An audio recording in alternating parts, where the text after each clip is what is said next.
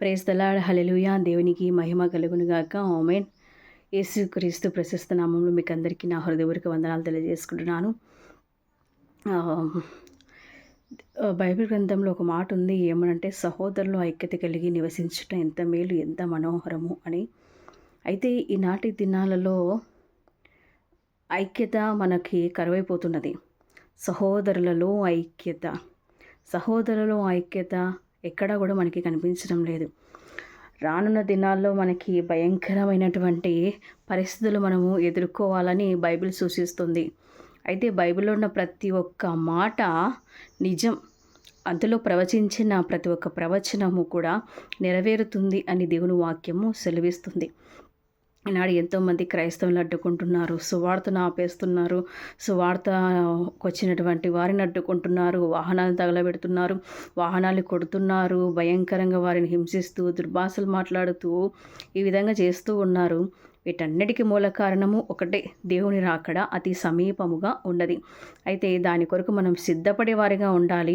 దాని కొరకు మనం ప్రార్థించే వారమే తప్ప ఇందుకోసం మనం ఏమి కూడా మనము చేయలేం. చూడండి, క్రైస్తవులలో ఐక్యత లేకపోవడం వల్ల ఎదుటివారికి కూడా మనం చులకనైపోతున్నాం. కారణము మనలో ఐక్యత లేదు. ఆ ప్రేమ మమకారాలు లేవు. ఒకప్పుడు మందిరానికి వెళ్ళాలి అంటే ఎంతోమంది అత్యాసక్తితో ఆశ కలిగి వారు వెళ్ళేవారు. కానీ ఈనాడు ఎంతోమంది ఏదో లాభం ఉంటే తప్ప దేనికి వెళ్ళడం లేదు. ఏదైనా లాభం ఉందా మందిరానికి వెళ్తే ఏమన్నా జరుగుతుందా, మంచి జరుగుతుందా, ఇది ఆలోచించి చాలామంది వెళ్తున్నారే తప్ప ఎవరు కూడా ఆశ కలిగి, ప్రేమ కలిగి, భయభక్తులు కలిగి మందిరానికి వెళ్ళే వాళ్ళు చాలా అరుదుగా ఉన్నారు. ఈనాడు ఎంతోమంది క్రైస్తవులు మనం చూస్తున్నాము. ఎవరు కూడా దేవుని పోలి నడుచుకోవడం లేదు. మనిషిని పోలి నడుచుకుంటున్నారు. మనిషి ఈ విధంగా ఉన్నాడు, పలానా వ్యక్తి ఆ విధంగా ఉంది, పలానా వ్యక్తి ఈ చీర కట్టి ఉంది, పలానా వ్యక్తి ఈ ఆభరణాలు ధరించి ఉంది, నేను కూడా ఇలాంటి చీరలు కట్టుకోవాలి, నేను కూడా ఇలాంటి ఆభరణాలు ధరించాలి, పలానా ఆయన మంచి షర్ట్ వేశాడు, ప్యాంటు వేశాడు, నేను కూడా అలాగా ఉండాలి అని ఒకరు చూసి ఈ విధంగా నడుచుకుంటున్నారే తప్ప క్రైస్తవులుగా మనం ఎక్కడ కూడా దేవుని పోలి నడుచుకోవడం లేదు. పౌలు అంటాడు, మీరు నన్ను పోలి నడుచుకునుడి అని.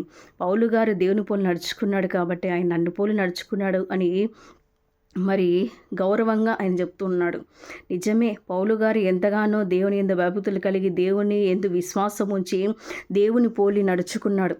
ఈనాడు మనం అంతలా నడుచుకోకపోయినా కనీసము క్రైస్తవులుగా పిలువబడుతున్న మనమందరము కూడా ఆ క్రైస్తవ్యానికి విలువను ఇవ్వాలి. ఈనాడు ఎంతోమంది చూడండి, క్రైస్తవులు ఎక్కడ కూడా ప్రేమ లేదు.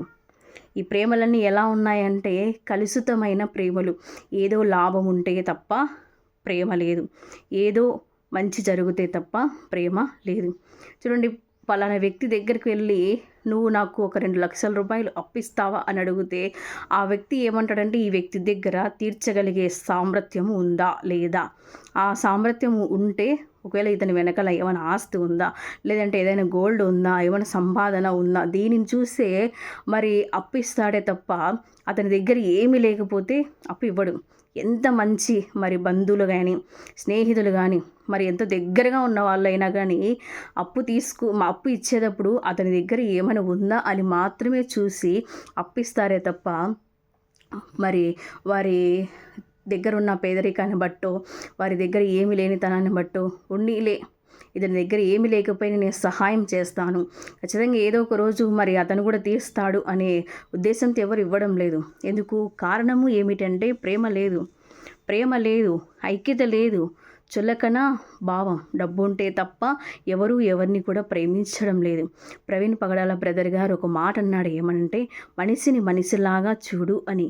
అయితే ఇలా చూడడము కష్టం కదా అంటాడు. నిజమేనండి, ఈనాడు మనిషిని మనిషిలాగా చూడడం చాలా కష్టం. మనిషిని డబ్బుతో చూస్తున్నారు, అతని దగ్గర ఉన్న గోల్డ్ని చూస్తున్నారు, అతని దగ్గర ఉన్న హుందాతనాన్ని, అధికారాన్ని బట్టి చూస్తున్నారే తప్ప ఎవరు మనిషిని మనిషిలాగా ప్రేమించేవారు ఈనాటి దినాలలో కరువైపోయి ఉన్నారు. ఈనాడు మనం క్రైస్తవులముగా మనం పిలువబడుతున్నామే, కానీ చులకన భావం ఇతరులకు ఎందుకు ఏర్పడుతుందంటే మనలో మనకి ఐక్యత లేదు, మనలో మనకి ప్రేమానుభావాలు లేవు, మనలో మనము ప్రేమ ప్రేమ కలిగి జీవించలేకుండా ఉన్నాము. కాబట్టి ఈనాడు మనం ఇతరులకు చులకన అయిపోతున్నాం. ఈనాడు సువార్తను అడ్డుకుంటున్నారు, వాహనాలు పడగొడుతున్నారు. మనం ఏం చేస్తున్నాం? కేవలం ప్రార్థన చేస్తున్నాం అంతే తప్ప దానికోసం మనం ఏం చేయట్లేదు. ఒకవేళ మనం పోరాడినా న్యాయం గెలుస్తుందా? గెలవదు. ఒకవేళ మనం ఎంతగానో దానికోసం ప్రయాసపడినా కష్టపడినా ఏమైనా జరుగుతుందా? ఏ మంచి జరగదు.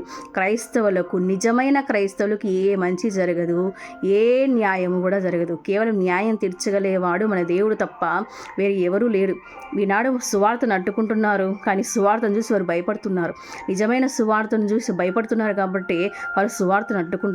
ఎందుకంటే లోకంలో ఒక సామెత ఉంది, ఏమనంటే ఉన్నది ఉన్నట్టుగా మాట్లాడితే ఉన్న ఊరు అచ్చి రాదు అని లోకంలో పెద్దల సామెత అంటారు. వాస్తవమే. మనం ఉన్న మాట చెప్తాం, లేని మాట మనం కల్పించి చెప్పాం. ఉన్న మాట చెప్పడం మరి ఇతరులకు నచ్చదు. నిజము చెప్తే ఇతరులకు నచ్చదు.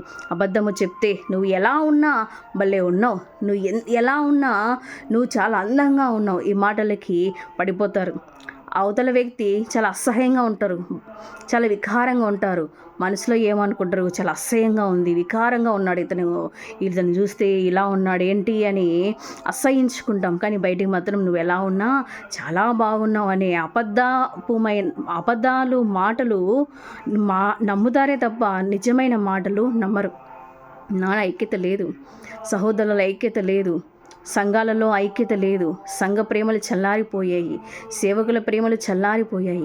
ఈనాడు ఎంతోమంది సంఘానికి రావాలంటే ఏదో ఆశించి వస్తున్నారే తప్ప, ఏదో మేము మందిరానికి మరి బాప్టిజం తీసుకున్నాం కాబట్టి బల్లా తీసుకోవడానికి వెళ్ళాలి తప్ప భయభక్తులు ఎవరు కూడా రావడం లేదు.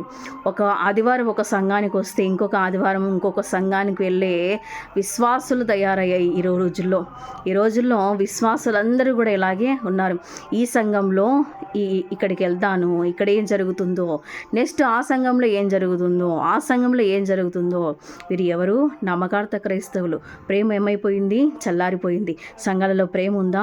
సంఘాలలో ఐక్యత ఉందా? సంఘంలో ప్రేమ లేకపోతే, ఐక్యత లేకపోతే నువ్వు దేవుని సేవకుని వెనకాల నువ్వు ఏ విధంగా నువ్వు నిలబడగలవు? ఏ విధంగా శోధన వచ్చినప్పుడు, శ్రమ వచ్చినప్పుడు నువ్వు ఏ విధంగా నిలబడగలవు? మరి ఐక్యత ఉందా నీ దగ్గర? ఐక్యత ఉందా నీ దగ్గర? ఈనాడు మనకి ఐక్యత లేదండి. సంఘాలలో ఐక్యత లేదు. కారణము ప్రేమ చల్లారిపోయాయి. ప్రేమలన్నీ కూడా చల్లారిపోయాయి. కేవలము దేవుని ప్రేమ మాత్రమే శాశ్వతమైనది. దేవుని ప్రేమ తప్ప ఏది శాశ్వతమైనది కాదు. ఈనాడు ఎంతోమంది ఆదివారం పూట సంఘానికి వెళ్ళకోకుండా లోకాల్లో తిరిగే వాళ్ళు చాలామంది ఉన్నారు. లోకాశలకు పోయి, పాప భోగాలకు పోయి, ఫ్రెండ్స్తో ఎంజాయ్ చేయాలని, బంధువుల ఇంటికి వెళ్ళాలని, ఫంక్షన్కి వెళ్ళాలని, పెళ్ళిళ్ళకి వెళ్ళాలని ఎంతగానో మరి ఇష్టపడుతున్నారు తప్ప మందిరానికి వెళ్ళాలని ఆశ ఎవరిలో లేకుండా పోయింది.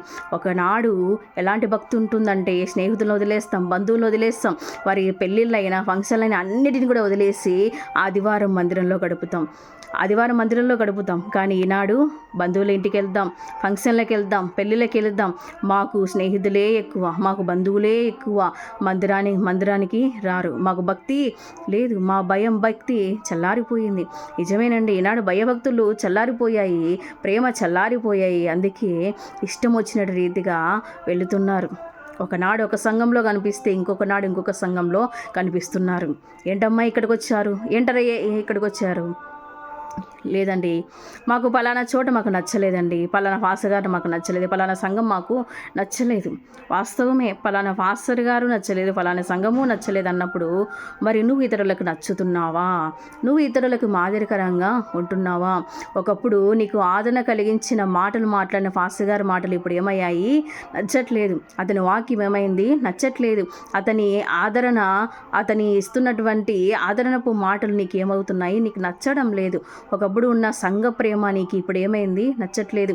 సంఘాలలో ఒకప్పుడున్న ఆదరణ నీకు ఏమైంది? నచ్చట్లేదు. కారణము ఐక్యత లేదు.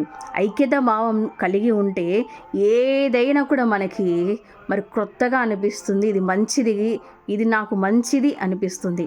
మనం ఈనాడు సంఘ బిడ్డలుగా క్రైస్తవ బిడ్డలుగా మనం చేయవలసింది ఒకటే, సహోదరులముగా ఐక్యత కలిగి జీవించడము. మన సంఘానికే కాదు కానీ క్రైస్తవానికి ఏ లోటు వచ్చినా, ఏ శోధన వచ్చినా, ఏ శ్రమ వచ్చినా నేను కూడా అండగా ఉంటాను, నేను కూడా వెనకాల ఉంటాను, నా దేవుని సహాయం నాకుంది అని మనం ముందు వెళ్ళినట్లయితే మనం ప్రతిదానిని జయించగలం, ప్రతిదాన్ని మనం ఓడించగలం. అటువంటి సత్తా దేవుడు మనకు పెట్టాడు. కానీ మనం అది గుర్తించట్లేదు. మనం అది గుర్తించక పలానా సంఘానికి ఇలా జరిగింది నాకెందుకులే, పలానా పాసరికి ఇలా జరిగింది నాకెందుకులే, పలానా విశ్వాసకి ఇలా జరిగిందంట నాకెందుకులే, మనకెందుకులే అనుకుంటే దేవుడు కూడా మనకెందుకులే నాకెందుకులే, నేను ఎందుకు ఈ మనుషుల కోసం ప్రాణం పెట్టాలి, నేనెందుకు ఈ మనుషుల కోసము రక్తం కార్చాలి అని దేవుడు కూడా నాకెందుకులే అనుకుంటే ఈనాడు నీకు నాకు రక్షణ సంతోషం వచ్చేది కాదు, సమాధానము నీ ఇంటికి నా ఇంటికి వచ్చేది కాదు. ఆయన ఆ రోజు మనందరి కోసము, మన పాప క్షమాపణ కోసము రక్తాన్ని కార్చాడు, శిలువ ప్రాణత్యాగము చేశాడు. కాబట్టి అపవాదిని ఓడించి లోకాన్ని జయించి ఆయన గెలిచినటువంటి ధీరుడు ఆయన ఆ రోజు ఆ మహనీయమైనటువంటి త్యాగాన్ని చేయలేకపోయింటే ఈరోజు మనకి ధన్యత వచ్చేది కాదు. అయితే మనం ఈనాడు ఐక్యత కలిగి జీవిద్దాము, ప్రేమ కలిగి జీవిద్దాము. సంఘంలో ప్రేమ చల్లారిపోకూడదు. అంటే మనమందరం ఒకరి పట్ల ఒకరు బాధ్యత కలిగి, విశ్వాసము కలిగి, దేవుని యందు భయభక్తులు కలిగి సంఘాలకి నడుద్దాము, సంఘంలో ఐక్యతగా ఉందాము, ప్రేమ కలిగి ఉందాము, ఏమి వచ్చినా మేముంటాము అనే భరోసా ఇద్దాము. అలాంటి కృప దేవుడు మనకందరికీ కూడా అనుగ్రహించునుగాక. ఆమేన్.